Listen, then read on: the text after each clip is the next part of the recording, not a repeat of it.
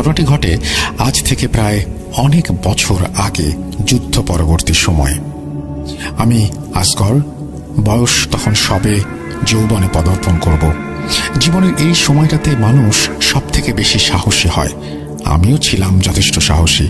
কখনো মনে অলৌকিক কোনো কিছু নিয়ে ভয় ছিল না। টকবগে রক্ত, গরম শরীর, মেজাজ যেন বজ্রপাতের মতো ভয়ঙ্কর। আমি ততদিন ভৌতিক কিছু বিশ্বাস করতাম না যতদিন আমার সাথে কোনো ঘটনা না ঘটে। কোন ঘটনা বলছি। যুদ্ধের পরবর্তী সময় আমাদের গ্রামেও দেশের অন্যান্য জায়গায় দুর্বিষহ পরিস্থিতি। সময়টা বোধ করি 1973 থেকে 1974 হবে। হানাদার বাহিনী বিদায় নিয়েছে। গ্রামের লোকজন তখন খুবই কম ছিল। আমার বাড়ি একটা বিশাল জায়গা জুড়ে। পুরনো আমলের বংশীয় সূত্রে যথেষ্ট প্রতিপত্তি আছে। পূর্ববর্তী লোকজন ভারতে বসবাস করতেন। আমার দাদা বংশীয় সূত্রে